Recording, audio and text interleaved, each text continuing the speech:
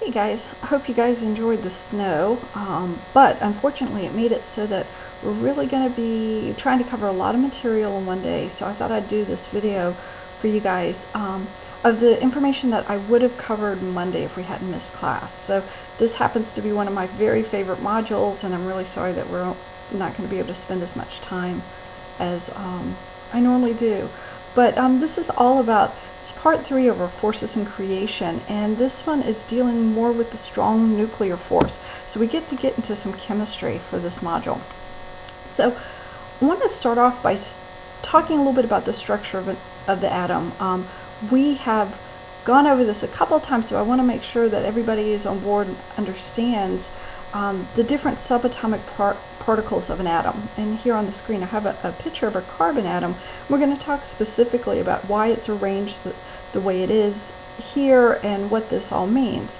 But the first thing we need to talk about are the neutrons, okay? So looking in this drawing here, you see these little red balls in the center of the atom. This is the nucleus, that's the center of the atom. And neutrons are subatomic particles that are the heaviest of all the subatomic particles. They're neutral, they have no charge at all. So we talked about charges last module and what that means. And neutrons are found in the nucleus. The nucleus is the center of the atom. So protons are these little blue balls that you see here that have the positive or the plus sign on them. Protons are positively charged. They're slightly smaller than a neutron, but not very much smaller. And they are also found in the nucleus. And then the last subatomic particle we're going to talk about in this module are electrons. Electrons are these green dots with the negative sign that are orbiting around the nucleus. Okay, so here's the nucleus. These electrons are orbiting around, kind of like the planets orbit the sun in the solar system. And sometimes this is called a planetary model. We'll learn about it as the Bohr model in this module. But electrons are negatively charged.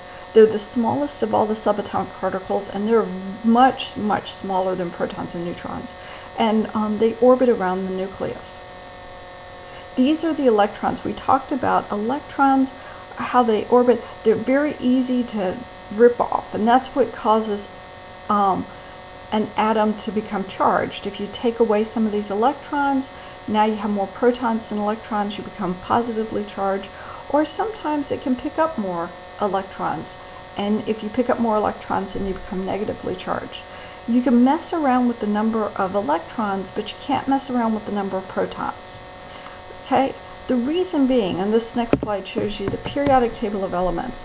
There's one in the front of the book and also in the center of the book, and you just need to be a little familiar with how to find things on this. But the number of protons determines the type of element you have. So if you look at the periodic table here, the periodic table, it looks like it's kind of random, but it's not. There's really a lot of organization that comes to this. And this number that's at the very top here, this is called the atomic number. And that determines the number of protons. So for instance, this is hydrogen here. Hydrogen has an atomic number of 1. So that tells us that hydrogen has 1 proton. Now if we look over here, this one, helium, has 2 as its atomic number. So that tells me that helium has 2 protons. If I add another proton to helium, it becomes lithium, because lithium has 3 protons. So you can see these go sequentially, and as they get further down the periodic table, they get heavier. Now the thing too, the way the periodic table is organized, you see this little stair step kind of right here, dividing the pink from the blue here.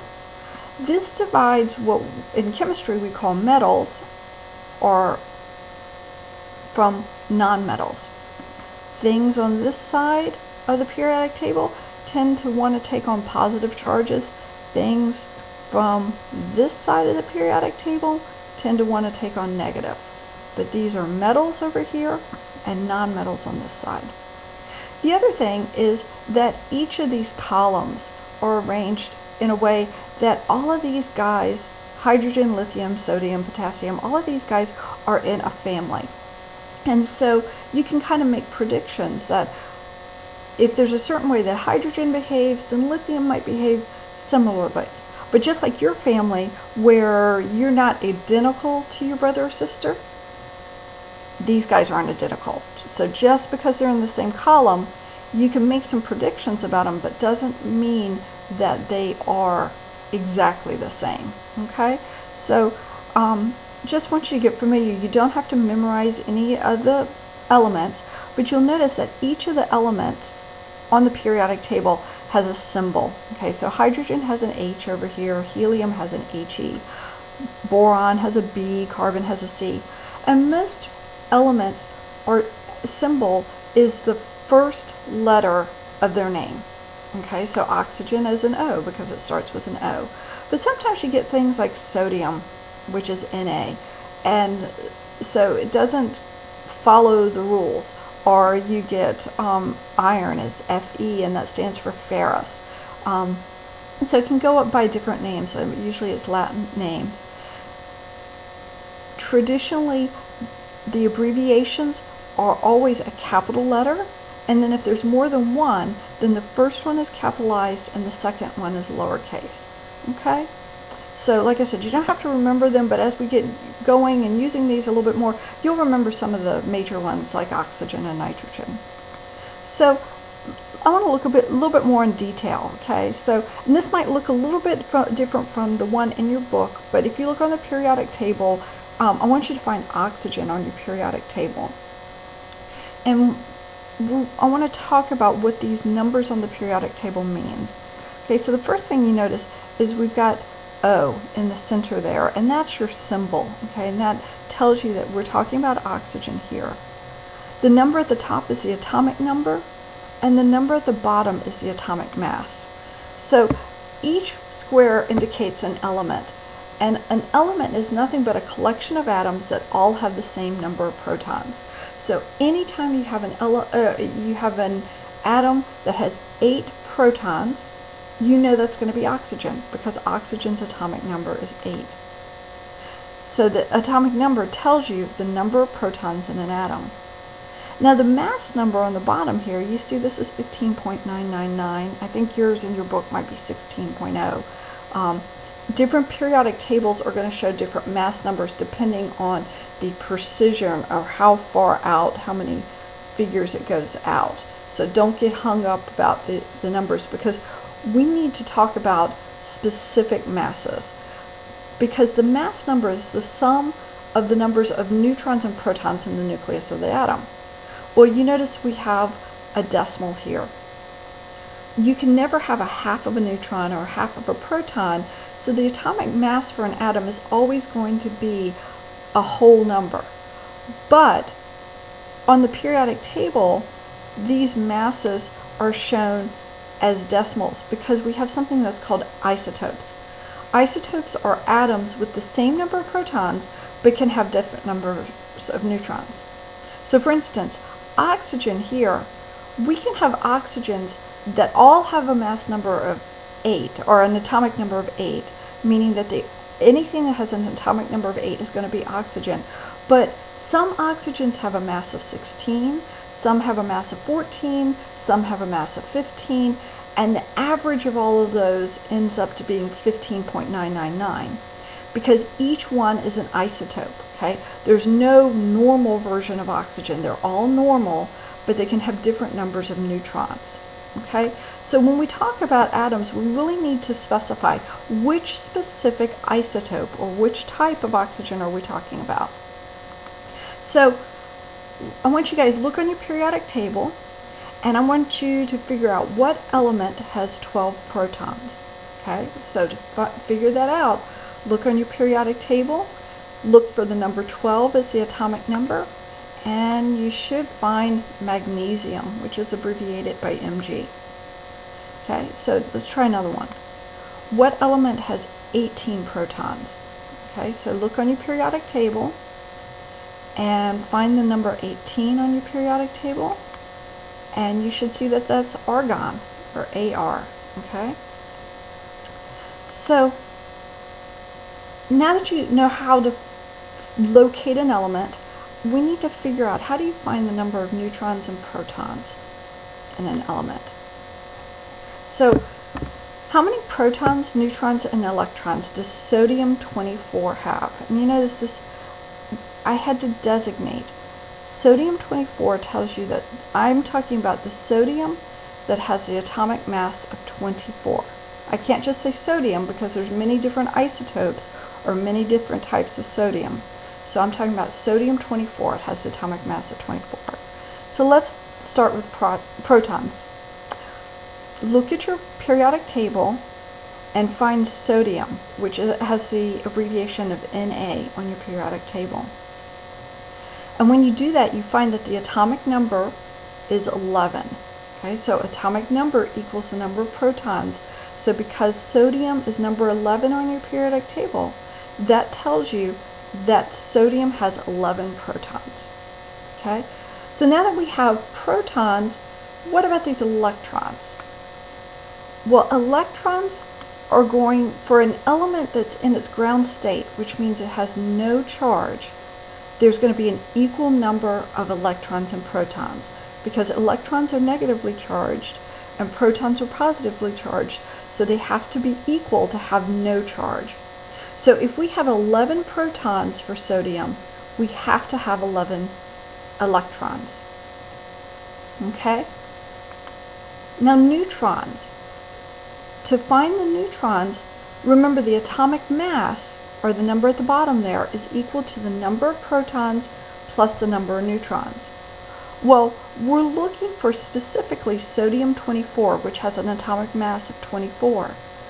So 24 is equal to 11 protons, but how many neutrons? So if we subtract 11 from 24, we get 13. So that tells us that sodium-24 has 13 neutrons. It has 11 protons and 11 electrons. So now that you guys know how to find the number of protons, neutrons, and electrons, you need to know how to draw a model. And we'd seen a model before, a carbon model. And I told you it was the planetary model, or it's sometimes called the Bohr model. And it's named after Niels Bohr, who developed this. But a model is nothing but a schematic description of a system that accounts for its known properties. So that you can look at a model and say, well, the electrons are easy to pull off because they orbit around the outside, or the protons are all in the center and in the nucleus with the neutrons. So we're going to want to look at oxygen-16. And you notice I've got it written two different ways. I've got oxygen written out -16, or a 16 next to an oxygen. Both of these mean the same thing. I'm talking about oxygen that has an atomic mass of 16. So look on your periodic table and let's figure out how many protons oxygen has. So if you look at your periodic table, you'll find that oxygen has an atomic number of 8. So if oxygen has an atomic number of 8, that tells me that oxygen has 8 protons. So if I know that oxygen has 8 protons, I know that in its ground state, meaning it has no charge, oxygen has to have the same number of protons as it does electrons. So that's going to give me 8 electrons for oxygen. Now I have to figure out how many neutrons. So we've got 8 protons, 8 electrons. I know my atomic mass is 16. So if I take my atomic mass and subtract out the number of protons, that will give me the number of neutrons. So my number of neutrons is 8, because 16 minus 8 is 8. So here's a Bohr model of oxygen. You'll notice we've got 8 protons in the nucleus. We've got our 8 neutrons in the nucleus. And then orbiting around the outside, we have 8 electrons. But if you guys notice, it's not just a random thing. They're just not thrown out there. They orbit in what's called orbitals. So here's one orbital, here's another orbital. So how do these electrons know where to go? So that's where you need to know about the Bohr orbitals. Bohr theorized that there was multiple orbitals or energy levels, that these electrons, the ones that are closest to the nucleus, are at lower energies, and the ones further away from the nucleus are at higher energy, or it takes more energy to hold them in orbit. And if you think about it, it makes sense. You've got positive protons in the center, and you've got negative electrons. Well, what do you know about electrical charge? Opposites attract. So there is an attraction between the positive protons and the negative electrons. But what do you also know? You know that as the distance increases, the attraction will decrease because it's inversely proportional. So it takes more energy for the electrons in the outer orbital to stay in orbit because they're not as attracted to that positive proton in the center anymore because they're further away. So Bohr theorized that in the first orbital, which is the one that's closest to the nucleus, it could hold a maximum of 2 electrons. The second orbital can hold a maximum of 8 electrons. So if you have an element that has 10 electrons, the electrons will fill up the closest orbital first, and then it will start filling up the outer orbital. If you got more than 10, then we've got to go to that third orbital. That third orbital can hold 18 electrons. The fourth orbital can hold 32, and the fifth orbital, that's not shown here, can hold up to 50. But the electrons always start filling the lowest orbitals first. So let's draw a picture of potassium-39 according to the Bohr model. So the first thing you need to do is figure out how many protons, how many neutrons, and how many electrons that we have.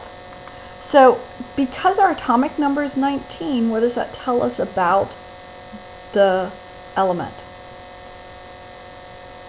It tells us that it has 19 protons, because anything else, that if it had more than that many protons, it would no longer be potassium. Potassium has always got to have 19 protons, looking at the periodic table. So if we know we have 19 protons, we also know that we have 19 electrons, because in its ground state, or without a charge, we have to have an equal number of protons and an equal number of electrons.